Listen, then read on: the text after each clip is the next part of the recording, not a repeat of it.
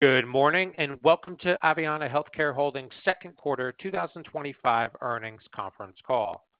Today's call is being recorded, and we have allocated 1 hour for prepared remarks and Q&A. At this time, I'd like to turn the call over to Debbie Stewart, Aveanna's Chief Accounting Officer. Thank you. You may begin. Good morning, and welcome to Aveanna's second quarter 2025 earnings call. I am Debbie Stewart, the company's Chief Accounting Officer. With me today is Jeff Shaner, our Chief Executive Officer, and Matt Buckhalter, our Chief Financial Officer. During this call, we will make forward-looking statements. Risk factors that may impact those statements and could cause actual future results to differ materially from currently projected results are described in this morning's press release and the reports we file with the SEC. The company does not undertake any duty to update such forward-looking statements. Additionally, during today's call, we will discuss certain non-GAAP measures, which we believe can be useful in evaluating our performance. The presentation of this additional information should not be considered in isolation or as a substitute for results prepared in accordance with GAAP. A reconciliation of these measures can be found in this morning's press release, which is posted on our website, aveanna.com, and in our most recent quarterly report on Form 10-Q when filed. With that, I will turn the call over to Aveanna's Chief Executive Officer, Jeff Shaner. Jeff? Thank you, Debbie. Good morning, and thank you for joining us today. We appreciate each of you investing your time this morning to better understand our Q2 results and how we are moving Aveanna forward in 2025. My initial comments will briefly highlight our second quarter results, along with the steps we are taking to address the labor markets and our ongoing efforts with government and preferred payers to create additional capacity. I will then provide updates on the Thrive Skilled Pediatrics integration, the current regulatory environment, and year 3 of our strategic plan. Lastly, I will comment on our enhanced outlook for 2025 before turning the call over to Matt to provide further details into the quarter. Moving to highlights for the second quarter. Revenue for the second quarter was approximately $590 million, representing a 16.8% increase over the prior year period. Second quarter adjusted EBITDA was $88.3 million, representing a 93.6% increase over the prior year period, primarily due to the improved rate environment and continued cost savings initiatives. We continue to execute our strategic transformation strategy, focusing on obtaining adequate rates from our payer and government partners for the services we provide, which is clearly evidenced in our second quarter results. Our second quarter performance benefited from some timing-related revenue items, including an uptick in value-based payments, which had a favorable revenue and EBITDA impact of approximately $9 million in the quarter. Matt will provide further details on the positive impact in his prepared remarks. As we have previously discussed, the labor environment represented the primary challenge that we needed to address to see Aveanna resume the growth trajectory that we believed our company could achieve. It is important to note that our industry does not have a demand problem. The demand for home and community-based care continues to be strong, with both state and federal governments and managed care organizations asking for solutions that create more capacity while reducing the total cost of care. Our Q2 results highlight that we continue to align our objectives with those of our preferred payers and government partners. By focusing our clinical capacity on our preferred payers, we achieved year-over-year growth in revenue and adjusted EBITDA. We also experienced improvement in our caregiver hiring and retention trends by aligning our efforts with those payers willing to engage with us on enhanced reimbursement rates and value-based agreements. While we continue to operate in a challenging environment, our preferred payer strategy supports our ability to achieve normalized growth rates in all 3 of our business segments. Since our first quarter earnings call, I am pleased with the continued progress we have made on several of our rate improvement initiatives with both government and payer partners, as well as continued signs of improvement in the caregiver labor markets. Specifically, As it relates to our private duty services business, our government affairs strategy for 2025 is twofold. First, we plan to execute on our legislative agenda to improve reimbursement rates in at least 10 states. And second, we continue to advocate for Medicaid rate integrity on behalf of children with complex medical conditions. We have a strong advocacy presence with both federal and state legislatures, as well as solid support from our governors across our national footprint. Legislatures have recognized how meaningful private duty nursing is to the overall cost savings and improved outcomes of our nation's most vulnerable children. As it relates to rate updates, we have achieved 10 rate enhancements year to date in our private duty services segment and are well on our way to achieving our legislative goals for 2025. I am proud of our government affairs and advocacy teams for their commitment to protecting children with complex medical conditions. Now moving on to our preferred payer initiatives. Our goal for 2025 is to increase the number of private duty services preferred payer agreements from 22 to 30. We added one additional preferred payer agreement in Q2 and are currently positioned at 25 agreements in total. Aveanna's preferred payer strategy is gaining momentum and allowing us to invest in caregiver wages and recruitment efforts to accelerate hiring and staffing of nurses for our patients. Additionally, our Q2 preferred payer agreements account for approximately 55% of our total private duty services MCO volumes. This positive momentum in preferred payer volumes continues to highlight the shift in our caregiver capacity and recruitment efforts towards our private duty services preferred payer partners. Now moving to our preferred payer progress in home health. Our goal for 2025 was to maintain our episodic payer mix above 70% while returning to a more normalized growth rate. In Q2, our episodic mix was 74.5%, and our total episodic volume growth was positive 6.9% compared with the prior year period. The continued investments in clinical outcomes, sales resources, and a focused approach to growth is now paying dividends with Q2 total admissions of 9,800 or a positive 4.3% growth over the prior year period. We currently have 47 preferred payer agreements in home health. Our focus on aligning our home health caregiver capacity with those payers willing to reimburse us on an episodic basis has led to positive momentum in our clinical and financial outcomes. Finally, as we have achieved our desired preferred payer model in private duty services and home health and hospice, we have embarked on a similar strategy in our medical solutions business. We are in the mid stages of implementing our preferred payer strategy in medical solutions and believe it will be fully realized by the end of this year. To date, we have 18 preferred payers in medical solutions, and we expect that number to grow as we achieve our desired preferred payer model. Our gross margins are stabilizing in the 42 to 44% range as we align our clinical capacity with those payers that value our services and pay us in a timely fashion.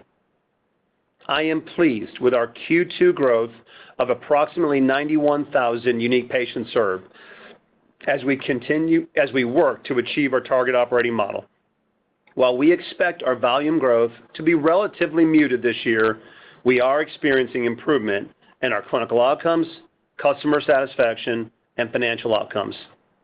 Our medical solutions business is well on its way to achieving its target operating model, and I look forward to updating you on its continued progress throughout the year.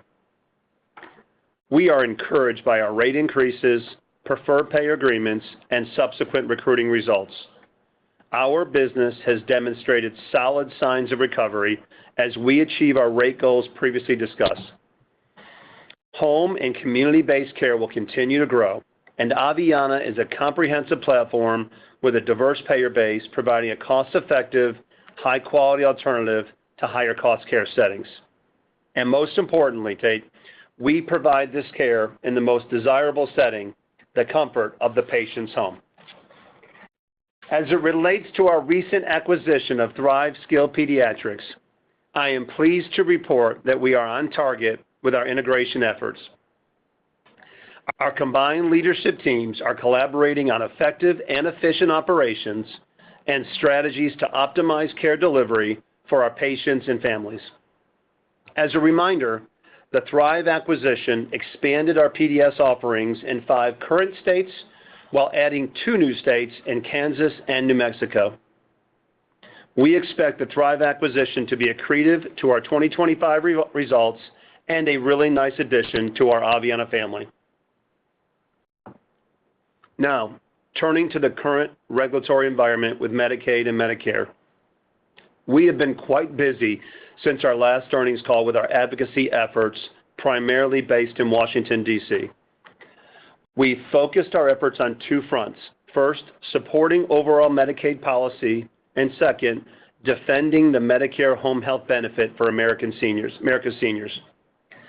On the Medicaid front, we believe our patient population fared relatively well in the One Big Beautiful Bill legislation. Pediatric and adult patients with complex medical conditions were not directly targeted in the bill, and the initial view is that PDN was mostly insulated in the almost $1 trillion cut to Medicaid. With that said, we are experiencing general headwinds with state Medicaid directors and governors as they plan for less overall Medicaid funding and the possibility of shouldering more of their Medicaid costs in the future. As it relates to the proposed home health rule for calendar year 2026, frankly, we were disappointed by the significance of the proposed cuts, totaling 6.4%. We are totally aligned with the National Alliance for Care at Home and our home health peers in our opposition to the proposed rule. This proposed rule would be a direct cut to Medicare and seniors receiving and expecting to receive health care at home. Although not overly material to Aveanna's 2026 results, this proposed rule is very challenging for the home health industry. Ensuring adequate access to care for seniors is paramount, and especially in America's rural communities, where there is a dire need for more, not less, access to care. We strongly object to the proposed rule, are commenting during CMS's open comment period, and will continue to advocate in all 38 Aveanna states for CMS and Congress to halt any cuts to the home health benefit. Before I turn the call over to Matt, let me comment on our strategic plan and enhanced outlook for 2025. We will continue to focus our efforts on 5 primary strategic initiatives. First, enhancing partnerships with government partners and preferred payers to create additional capacity and growth. Second, identifying cost efficiencies and synergies that allow us to leverage our growth. Third, modernizing our medical solutions business to achieve our target operating model. Fourth, managing our capital structure and collecting our cash while producing positive free cash flow. And finally, engaging our leaders and employees in delivering our Aveanna mission. Based on the strength of our second quarter and year-to-date results, we now anticipate 2025 revenue to be greater than $2.3 billion and adjusted EBITDA to be greater than $270 million. We believe this enhanced 2025 outlook provides a prudent view considering the challenges we still face with the evolving regulatory environment. In closing, I am incredibly proud of our Aveanna team and their dedication to executing our strategic transformation while holding our mission at the core of everything we do. We offer a cost-effective, patient-preferred, and clinically sophisticated solution for our patients and families. Furthermore, we are the right solution for our payers, referral sources, and government partners. With that, let me turn the call over to Matt to provide further details on the quarter and our 2025 outlook. Matt? Thank you, Jeff, and good morning. I'll first talk about our second quarter financial results and liquidity before providing additional details on our improved outlook for 2025. Starting with the top line, we saw revenues rise 16.8% over the prior year period to $589.6 million. We achieved year-over-year revenue growth in all three of our operating divisions, led by our Private Duty Services, Home Health and Hospice, and Medical Solutions segments, which grew by 19.2%, 10.0%, and 2.2% compared to the prior year quarter. Consolidated gross margin was $210.8 million, or 35.8%. Consolidated adjusted EBITDA was $88.3 million, or 93.6% increase as compared to the prior year. This growth reflects an improved rate environment, increased volumes, as well as enhanced operational efficiencies. Additionally, second quarter results were positively impacted by timing-related rate enhancement, improved revenue reserves, and annual value-based payments in our PDS segment, which contributed approximately $9 million to revenue and EBITDA in the quarter.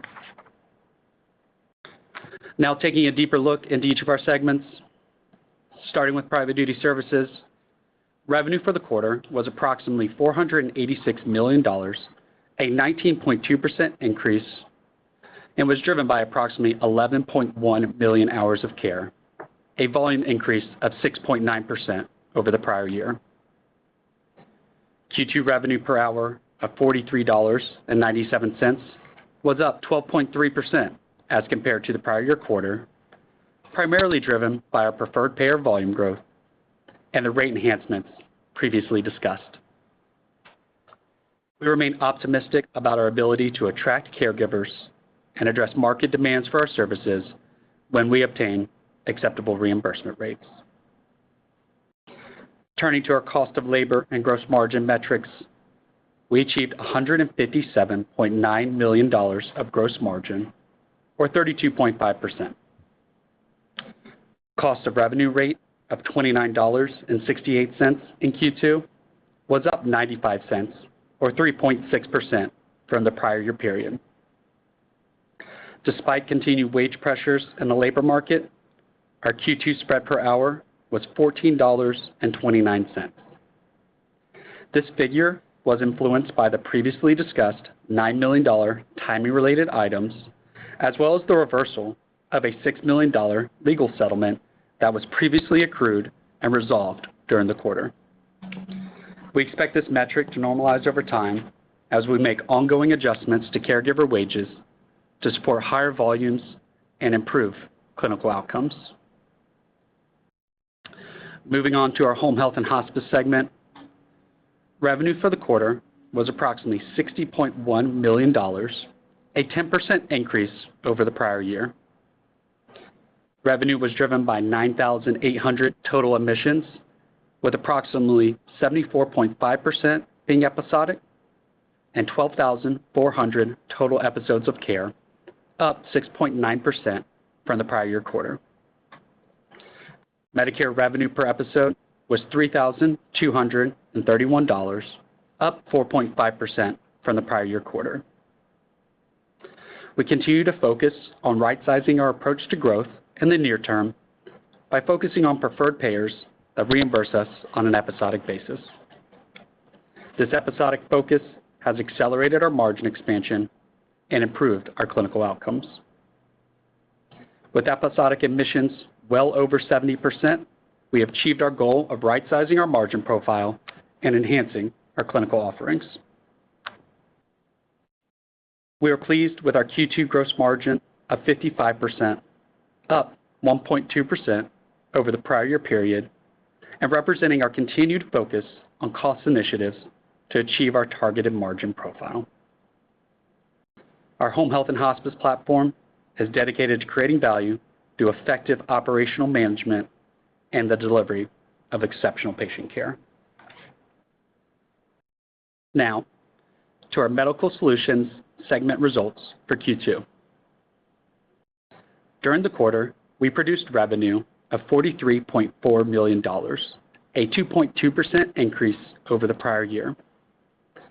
Revenue was driven by approximately 91,000 unique patients served, up 2.2% sequentially, and revenue per UPS of approximately $477, up 5.4% over the prior year period.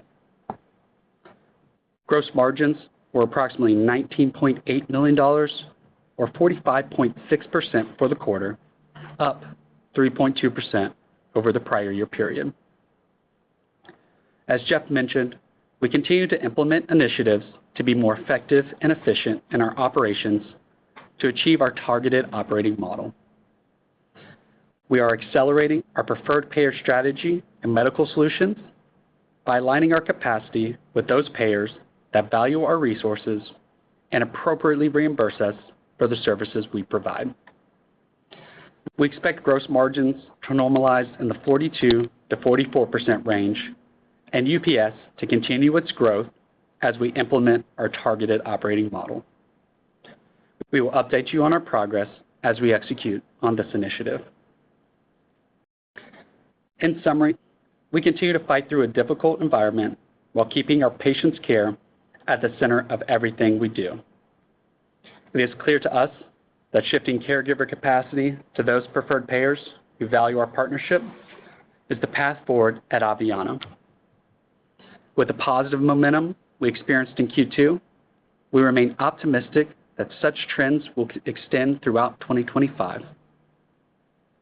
We will continue to pass through wage improvements and other benefits to our caregivers and the ongoing effort to better improve volumes. Now, moving to our balance sheet and liquidity. At the end of the second quarter, we had liquidity of approximately $354 million, representing cash on hand of approximately $101 million, $106 million of availability under our securitization facility, and approximately $147 million of availability on our revolver, which was undrawn as of the end of the quarter. We had $23 million in outstanding letters of credit at the end of Q2. During the quarter, we extended our securitization facility to 2028, increased its availability by $50 million, and achieved more favorable pricing. These enhancements further strengthened our overall liquidity position, providing flexibility to operate the business and invest in continued growth and future M&A. On the debt service front, we had approximately $1.47 billion of variable rate debt at the end of Q2. Of this amount, $520 million is hedged with fixed rate swaps, and $880 million is subject to interest rate caps, which limits further exposure to increases in SOFR above 3%. Accordingly, substantially all of our variable rate debt is hedged. Our interest rate swaps extend through June 2026, and our interest rate caps extend through February 2027. As a reminder, we have no material term loan maturities until July 2028. Looking at year-to-date cash flow, cash generated by operating activities was $42.9 million, and free cash flow was positive $36.9 million. We are encouraged by the strong cash collections and expect to generate additional free cash flow throughout the remainder of the year. Before I hand the call over to the operator for Q&A, let me take a moment to address our improved outlook for 2025. As Jeff mentioned, we now expect full-year revenue to be greater than $2.3 billion and adjusted EBITDA to be greater than $270 million. This enhanced guidance is inclusive of our Thrive acquisition. As we reflect on the Q2 results, I'd like to take a moment to express my sincere gratitude to all of our Aveanna teammates. These strong results would not have been possible without your hard work and dedication. Looking ahead, I'm excited for the execution of our 2025 strategic plan and look forward to providing you with further updates at the end of Q3. With that, let me turn the call over to the operator. Thank you. We will now be conducting a question and answer session. If you would like to ask a question, please press star one on your telephone keypad. A confirmation tone will indicate your line is in the question queue. You may press star 2 to remove yourself from the queue. For participants using speaker equipment, it may be necessary to pick up your handset before pressing the star keys. We ask that you please limit yourself to one question and one follow-up question. One moment, please, while we poll for questions. Our first questions come from the line of Benjamin Rossi with J.P. Morgan. Please proceed with your questions. Good morning. Thanks for taking my question. Just first glance at 2025 guidance, so projected EBITDA now up just short of 50% year over year. Could you just walk us through what is being contemplated in that $63 million increase in guidance in terms of aggregate improvements on either volumes and pricing across your segments? And then for cadence, we had the $26 million in one-time items during 1Q and 2Q that you described. Are there any other year-over-year dynamics to consider or expected M&A within this guide for the back half of the year? Thanks. Hey, Ben, good morning, and thanks for the question. I guess I'll start with, at this point, I think as we said at the end of Q1, we had really good rate outlook and certainty in 2025, and I think this guidance now shows that playing through our mid-year state legislative efforts. We talked about 10 PDS rate wins year to date, so we've got really good visibility into 2025, and really from the Medicaid side of the business, good outlook into 26 from rate as well. Clearly, the volume of our PDS business has picked up. We've talked about that being in the 3 to 5% range over the last 2 years. I think the last 3 quarters, that number's been in the 6.5%, now almost touching 7%. And remember, our payers want us to staff more hours, so more volume is good for our payers, good for the state Medicaid systems, because we're keeping patients in the right cost setting at home. But good rate certainty. We now know the hospice rule, so we set a hospice rule. So really the one still hanging rate conversation for us is the home health proposed rule for 2026. Obviously, we've aligned with our peer group, working incredibly hard on getting that overturned between now and the final rule, so that there's not a decrease in rate in home health for 26. But with that said, I think at this point in the year, we clearly have very solid rate certainty. All 3 of our business segments are just performing at a really high level right now. I do want to point out Medical Solutions. Matt and I are really proud. We're all proud of a Medical Solutions team that's going through their modernization efforts and yet are executing on growth and great outcomes and good profitability. So really nice shout out to all 3 of our businesses. And I think that's contemplated in the idea of greater than 270. Matt, you want to? Yeah, just to add to it, Jeff, we're really proud of the teams. I mean, everybody's executing at a very high level. We're delivering exceptional patient care out there. At the same time, we recognize there's still a lot of work to do, and so we're going to focus on getting back to work and doing what we do best, and that's providing the best care possible to all of our patients. Matt, I think you said it, but Ben, you mentioned it, but Thrive is included in this uptick in our guidance, both in revenue and EBITDA, and we're really pleased with the Thrive acquisition integration. The Thrive team has been amazing. Our teams are working well, incredibly well together, as I said in my prepared remarks.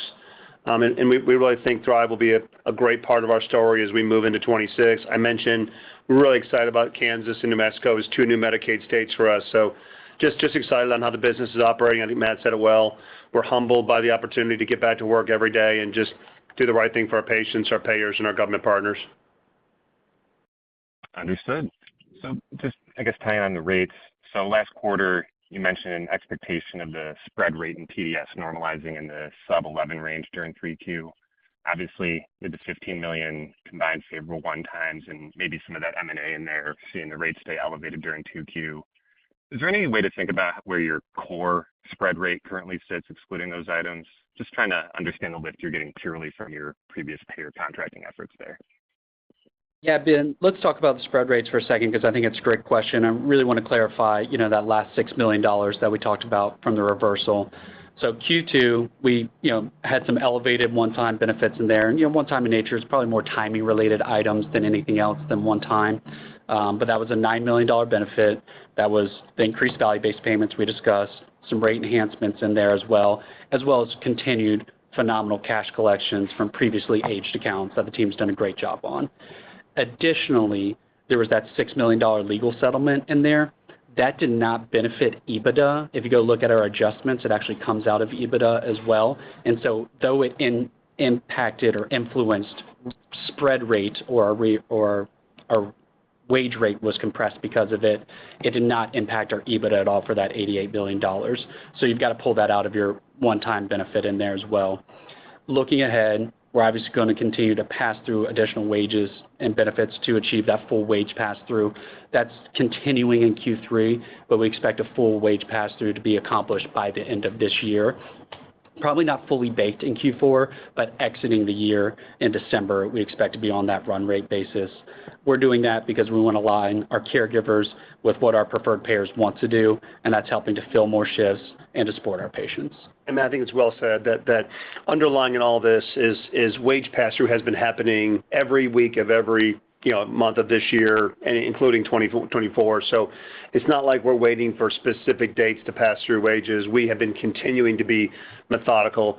But I think after 3 years of our strategy playing through, what we're seeing is it's not across the board wage increases in every market. It's very targeted areas, specific geographies, specific shifts on specific days and nights and weekends and holidays. So our teams are just being very methodical in how they think about it.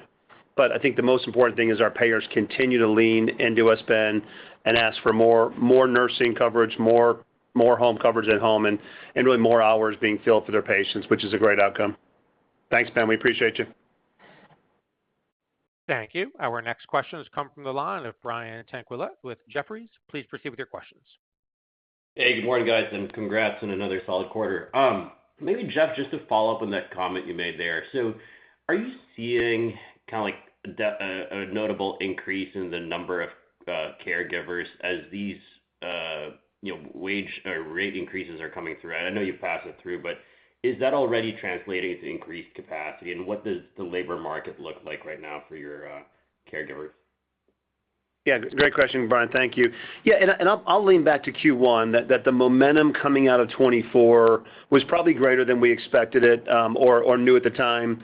That those rate wins through 24, the enhanced wages that we had put through, and really what we've done the first half of the year, we had 11 million hours for the first time as an organization in Q2 in our PDS segment. Every one of those hours is a caregiver that's in the home. So yes, I think we're seeing both from a Medicaid standpoint with the investments we've seen in Medicaid states, as well as the preferred payer model, picking up momentum, hiring more nurses, more caregivers. And I wouldn't say it happened at one specific date or one specific month. It's been just a continued uplift.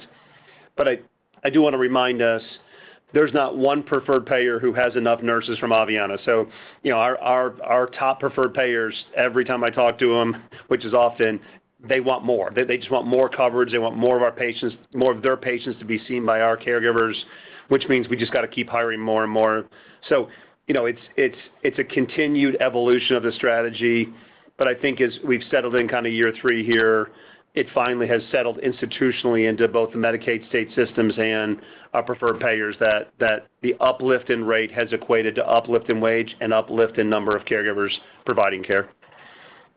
That's awesome. And then maybe my follow-up, since you talked about payers, we're all aware that some of these Medicaid MCOs are facing struggles right now. I mean, are you hearing anything from them in terms of their interest in driving more patients to you guys or rate negotiations? Anything you can share with us as we think about the managed Medicaid MCOs? Yeah, I would say it's been positive. I mean, we are very sensitive to their success is also our success, and so we're very, very tuned, like you are, to the health and well-being of both the Medicaid and the Medicare MCOs. We consider them partners, and because they are our partners. So their success ultimately is our success. And I think the answer that we would give you is, even in these turbulent times that they are working through, they continue to lean deeper and deeper in us, and their plan presidents continue to expect more of us. They expect more, not only more hours, but better quality. And we talked about our value-based payments was part of the lift that was in Q2, just like Q2 of 24 as well. But that's the annual base payments from our previous year coming through and being adjudicated and now paid. And so none of our payers balked at paying us their value-based bonuses from 24, even in quarters where they had turbulent quarter. which just tells me that they need us, they need more from us, they expect more from us. I will say, they have raised the bar for us, so the better we do, the more they expect, which I think is a good thing, that they just expect us to become more sophisticated, not only more hours, but better at managing costs, better at managing quality. And I think that's one of the reasons that they really like Aveanna is that we're comfortable being held accountable for great outcomes and cost-effective care. So it's a win-win related to the MCOs. Thanks, Brian. Thank you. Our next questions come from the line of Andrew Mok with Barclays. Please proceed with your questions. Hi, good morning.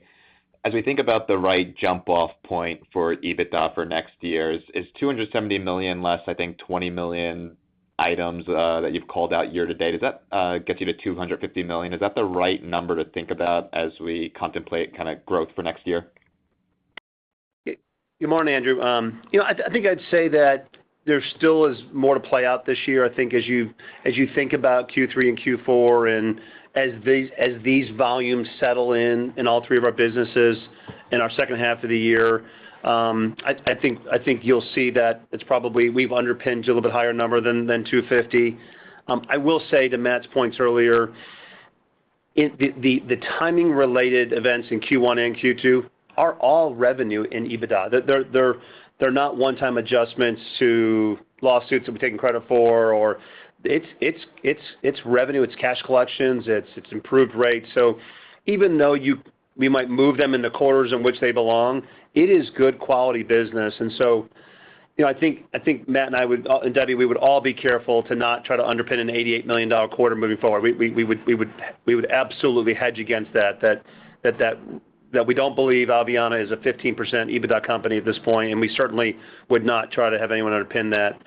I do think we've been striving for a long time to be north of a 10% EBITDA company, and I think at this point, clearly, we can underpin the fact that we're north of 10%. Matt, additional thoughts? Yeah, I would also just like to add, Jeff, we're halfway through the year right now, and there's a lot of wood to chop out there with our teams. Our teams know that there's a lot of patients that still need our care. There's patients stuck in the hospital. There's nurses that need to be hired. And so we're going to continue to focus on doing that and driving volume and driving results. We think that's the way to do so, is providing the best care possible, and everything will work its way out in the end. Got it. And maybe related to that point, you mentioned passing through the caregiver wages. Do you expect to get back to the 10 to 1050 spread this year? Just curious, kind of like timing and progression of what that looks like from here. Back to the exiting the year, it'll take time for us to get back to that number itself, Andrew. And, we talked about in Q3, it'll continue to come down. In Q4, it'll continue to go down. We expect to be exiting, and I'm saying exiting December, and the idea of being in our go-forward range, but it'll still be a little bit elevated of that throughout the remainder of the year. There's still thoughtfulness on this wage pass-through. How do we feel that next shift? How do we feel that night? How do we feel that weekend? How do we feel that holiday? And so we just want to make sure we're getting the best coverage for our patients. Thanks, Andrew. Thank you. Our next questions come from the line of Ben Hendricks with RBC Capital Markets. Please proceed with your questions. Great. Thank you very much. Just wanted to talk a little bit more about your Medicaid policy comments. Appreciate that HCBS dodged most of the headwinds from the OBBBA, but as states and their budgets start to address these Medicaid cuts and their impact on other providers, how do you characterize HCBS positioning, amid some broader headwinds, budgetary headwinds, and kind of how are you thinking about that impacts your efforts to achieve those 10 rate updates or those rate updates in at least 10 states this year? Thanks. Hey, Ben, good morning, and thanks for your question. Yeah, I think we've already seen this year just the feedback. I think we shared in the Q1 call. We've had great conversations with our state governors and the Medicaid directors, and obviously they were anxious the whole first half of the year, and probably are still anxious today. Being Kurt, that they're probably still anxious today on the settling in of the OBBA over the course of the next decade. I will say, the rate enhancements we've got mid-year are more muted, right? So they're in the low single digit percentages, where over the last 3 years, we were probably receiving double-digit rate improvements in many states. And we're hearing from our state partners just the need to be incredibly fiscally responsible, which we expected. At the end of the day, I do believe the 3.5 years of work post-COVID or during COVID has settled in nicely within our state legislatures. And it's the same work that we're trying to get done on the federal side with CMS and Congress related to home health, that you need home-based care, both in Medicaid and Medicare. You need the most cost-effective, patient-preferred healthcare setting at home. And I think in the Medicaid system, maybe not in every one of the 50 states, aka California, that message has resonated incredibly well. So I don't think at this point we have to start over with our state governors and that hey, let us tell you the value of home care. I think they get it. I think they absolutely get it. It's really now about partnering with them, that as their Medicaid budgets inevitably have gotten tighter and are going to get tighter, that we are a partner with them and a solution with them. So, I think as we've said over the course of the last few quarters, 3 years ago we had 30 states that we needed to get major rate improvements. As of the end of last year, we were down to 1, and as we sit here today, it's still the same 1. So, we're not going to give up in California. We're going to continue to advocate and partner with California to move the PDN rate. But effectively, that is the only state at this point that we don't have a rate that we can be successful in. So, Matt, anything to add? Yeah, Ben, I just add on there, we're going to continue to advocate for our patients and our families. In the meantime, we're going to continue to do what we do best. We're going to provide the best quality care with great operational efficiency and the most cost-efficient setting in that patient's home, to Jeff's point. Regardless of whatever policy ends up coming out of it, that's going to be our focus. We do believe that we're positioned to partner with these payers who really want to take care cost out of healthcare, and we believe that's in the patient's home. Appreciate that commentary. Just to shift over to the home health side real quick. Assuming we do see a clawback in the 6+% range get finalized, what is the potential for that level of cut to trickle into some of your episodic rates that are embedded in those preferred home health preferred payer relationships? Thanks. Yeah, thanks, Ben. First of all, I don't think I can speak strongly enough about how disappointed we are in the proposed rule. It makes absolutely no sense in today's environment. To use a statistic from the Alliance from Care at Home, since 2015, the cumulative impact of the rate increase to home health, including 2026 proposed rule, is 1.1%. Over an 11-year period, CMS has invested 1.1% rate increases into home health. Our peers have received over 30% rate increase, and by the way, that includes COVID, that includes inflation, hyperinflation. Labor is up, as you know, Ben, over 40% wage labor increase in that 11-year period. So it just doesn't make sense. It makes absolutely zero sense, if I'm being blunt. And it's not the right thing to do. It's not helping control costs. We know the lower that you utilize home health, the more that hospital and SNF care ends up being utilized, so higher cost care settings. So, I just can't speak loud enough. I'm proud of my peers. We have been working together with the Alliance for Care at Home for the last 45 days. I will tell you, Ben, the government has awoken the home care industry, and we are united in our response. That not only is it the wrong thing to do, it's harmful to seniors. It damages rural home care, rural health care. Home care is a great recipient to that. So it's just bad policy throughout, and we really want to work with CMS to overturn that policy between now and the final rule. With that said, let me come back to Aveanna for a second. Almost 80% of our revenues are driven through Medicaid MCOs. So Aveanna is going to be fine, regardless of the outcome of the home health rule. Aveanna is going to be strong. We've got a lot of momentum. One of the things I'm most proud of with Matt and the team and Debbie is our cash flow results and our liquidity. It is compared to when we started 3 years ago, our positive operating cash flow, free cash flow, the improvement in liquidity, the improvement in our balance sheet, the deleveraging that we have accomplished at Aveanna it truly is phenomenal. So Aveanna is going to be fine, but we can't sit down and allow home health to be effectively, eliminated as a benefit. That's not okay for American seniors. So you're going to hear us be incredibly passionate. You're going to hear our peers be incredibly focused on overturning this. And, one of the great things about home care is we're in every community of all 50 states, and we represent seniors throughout the entire United States of America. And I truly believe the government, through our Congress, through our administration and CMS, will hear from home health in every single county in all 50 states, and it will be crystal clear in the messaging. So anyways, you can tell I'm passionate on this subject. Thanks, Ben. Thank you. Our next questions come from the line of Pito Chickering with Deutsche Bank. Please proceed with your questions. Hey, good morning, guys. Nice job this quarter. I guess, stepping back here, looking at the rate increases, looking at the preferred providers that you've been doing, how much demand sort of remains left there? I mean, what inning are we in for getting patients out of the hospitals? Or are we in the early innings and the latter innings? How much more demand is there going to be as these rates are coming up into levels that you guys are able to staff better?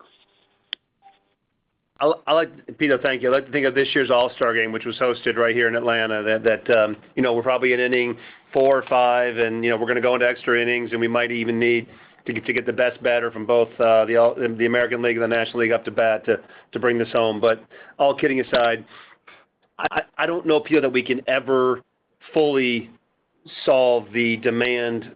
And that's why we say it in every script, that we don't have a demand problem. There's not one preferred payer that would say, yes, Aveanna has solved all of our home care issues or all of our PDN issues, because we can't.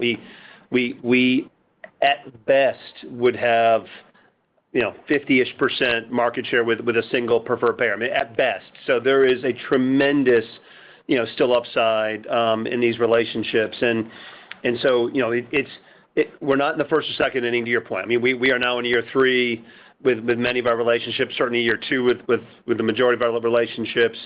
So they are maturing in nature, but there's not one plan president from one MCO plan who would say, yes, Aveanna has solved all of my PDN issues. They say anything but the but. We need more from Aveanna. So I think all joking aside, that this will play out for the next 3 to 5 years, and ultimately we probably never will be able to fully solve all the issues of our MCO partners. We certainly can make a significant impact as we're making today.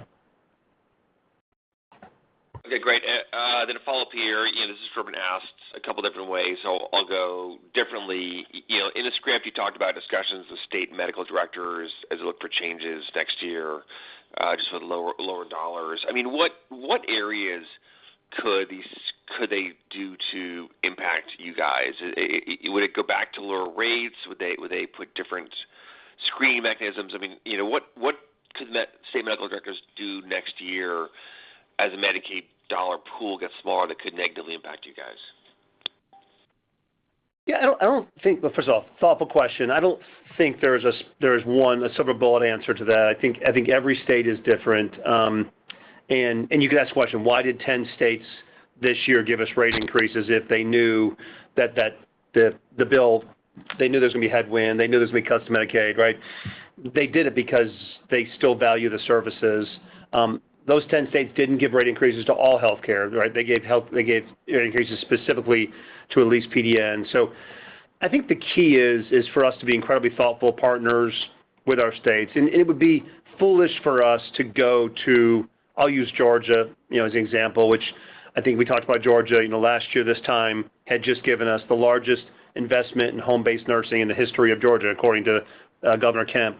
It'd be foolish for us to go to Governor Kemp this year and say, okay, we need another 30% rate increase, right? Because it just wouldn't land well. It wouldn't show that we understand the environment. But with that said, we are going back to those same state directors and legislatures, and we're showing you gave us this investment 2 years ago.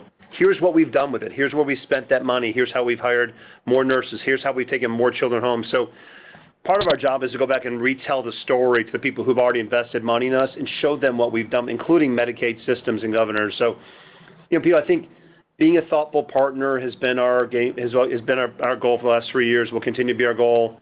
You know, I keep coming back to California.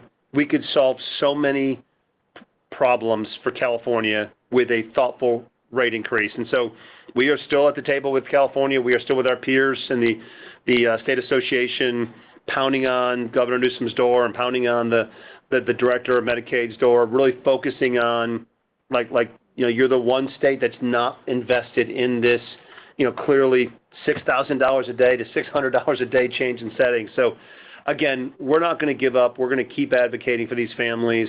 We are thoughtful enough to know that there are general headwinds in Medicaid that we're going to have to navigate through over the next, you know, 12, 18, 24 months.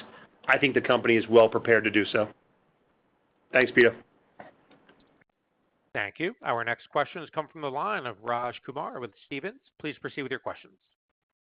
Hi, good morning. Just, appreciate the color on the medical solutions business and the preferred payer strategy there. Maybe, you talked about 18 preferred payer contracts in place. Maybe just kind of framing that, what that means in terms of a percent revenue contribution or from a volume perspective. And then kind of thinking about the margins in that business, it's, towards at least year to date, it's looking at, towards being the high end of that 42 to 44%. So how should we kind of think about the back half progression of margins relative to that framework? Yeah, great question, Raj. I mean, we're really excited about the implementation of the preferred payer strategy and honestly the targeted operating model that the team's putting in place in medical solutions. We added one preferred payer in Q2 of this year to get us up to 18 preferred payers to date. We'll continue to expand that through the back half of this year and continue to add to it as well. To your point, gross margins were a little hot at 45.6%. We think that'll settle back into that 42 to 44% range in H2 of this year, and then kind of live there indefinitely. We are really, really proud of this team's expansion now in growth while going through this modernization effort and this transformational effort to go sequentially 2.2% growth as they're going and reshaping this division is unheard of, and hats off to that team, what they've been able to accomplish. But you should see that gross margin start to come down a little bit, but reciprocally, you will continue to see that growth continuing there. And I think you said it, Matt, well, which is 18 is just the beginning. We expect 18 to grow to north of 20 and one day be north of 30 and potentially 40 preferred payers. Matt sets it up well with the TSA pre-check line like this. Think of this like TSA pre-check. We're trying to get payers into a mode where we know that they're going to pay us appropriately. They're going to allow us to provide a great clinical service with great customer satisfaction, and we're going to get paid for those services in a timely manner. That's what a preferred payer medical solutions looks like. Not necessarily the highest payer, but someone that we can count on to get paid for the services that we provide. And so Matt said it well. We're really proud of this team. The fact that they hit 91,000 UPS in the middle of the modernization is fantastic, and our leader there is doing a fantastic job, and we're so proud of her and her team. So really excited about what this business looks like in 26 and 27 because it should not have the constraints that we've been talking about related to PDS and Medicaid. Got it. And then kind of thinking about, free cash flow and, even accounting for the one-time items, it seems like, the year-to-date contributions from free cash flow are higher versus last year. So maybe helping us frame a bogey for this year. I know you called out higher tax payments this year, just given the earnings growth, but maybe anything else to think about in the second half as we think about free cash flow, and then any prioritization towards debt pay down as well. That would be helpful. Yeah, Raj, great question. We're really pleased with the team's progress on positioning Aveanna as a free cash flow generating company. $37 million of free cash flow year to date really reflects that dedication to that patient care, but also our team's dedication on collecting that cash on a timely manner as well. It's coming through. Our revenue cycles team has done a great job, teamed up with our payer relations team and our entire operations and clinical team to make this happen as well. We'll continue to add additional free cash flow throughout the remainder of the year. Q2 was a great quarter for us. Q3, we'll continue to add to it and into Q4. So we're going to keep that liquidity at this time, keep our liquidity position up just for any potential M&A in the future. And the way we're going to be able to do it is through this free cash flow generation. And Raj, I'll come on top of Matt. He said it, and I'm going to say it again.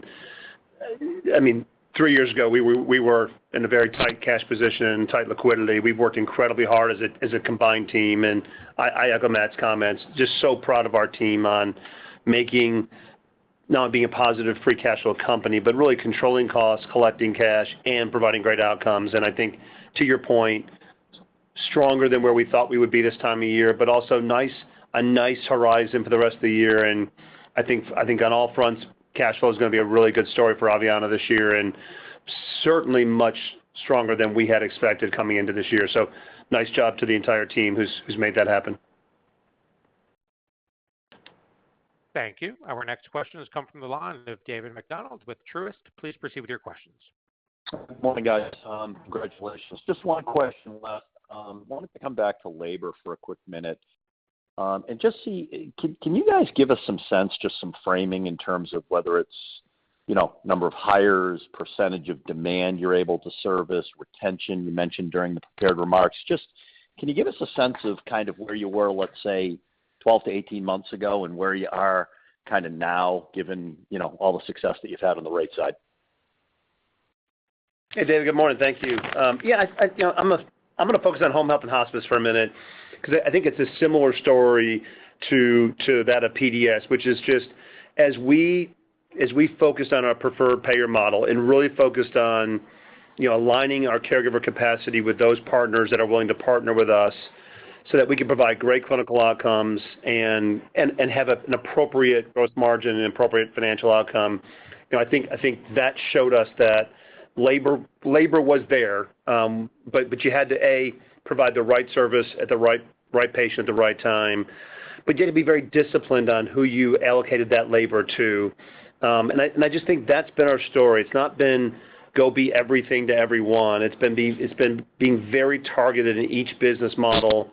I know labor is not how we think of Med Solutions, but it's what we're doing in Med Solutions right now, right? It's aligning our capacity with those payers that value us. So, it's less about inflation. It's less about, is the labor market good, bad, or indifferent? If we continue to stay focused on the right partners in each of our businesses, we can produce sustained growth. And I do think, we were very specific on home health and hospice. Everything else has been working, including clinical outcomes, except for positive year-over-year growth. We were break even, I think, last quarter, right up just north of 0%. This quarter, we turned the corner, and I don't think we'll look back, for that foreseeable future in home health or hospice. Generating almost 10% volume growth in home health or hospice year-over-year is phenomenal.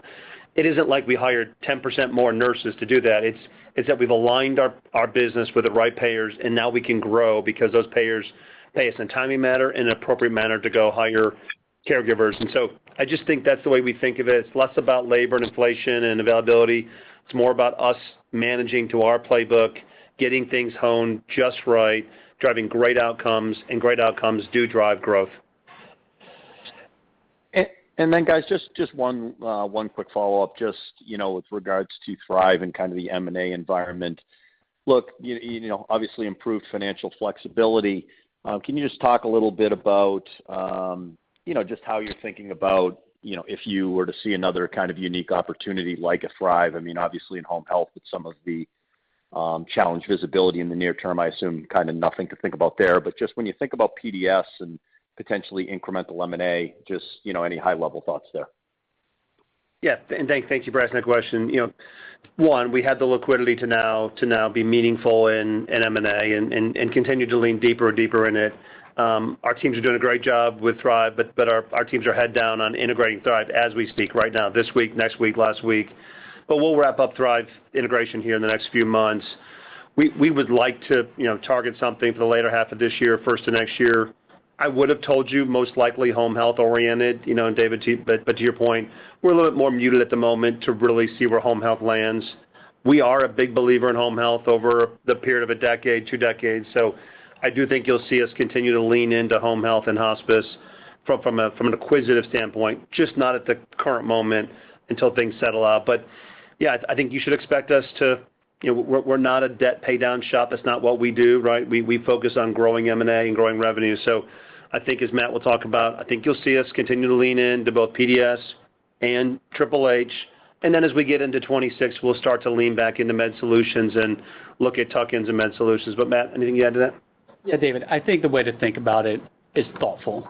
We will be very thoughtful on any M&A in here. We've done a great job of generating free cash flow, being mindful about our expenditures out there, and bringing in really good companies with really good clinical outcomes as well. That's what we're going to continue to target and to continue to look for. We've done a phenomenal job of deleveraging this organization, total team effort to do so. So anything that we go out and look to acquire, we're just going to keep all those things in mind, make sure it's a great clinical outcome, it's a deleveraging story for Aveanna, and that it will continue to generate free cash flow for us. Thank you. We have reached the end of our question and answer session. I would now like to turn the floor back over to Jeff Shaner for closing comments. Thank you so much, and thank you for your attention and your focus on our company and your interest in Aveanna. We look forward to connecting at the end of Q3. Thank you. Thank you. This does conclude today's teleconference. We appreciate your participation. You may disconnect your lines at this time. Enjoy the rest of your day.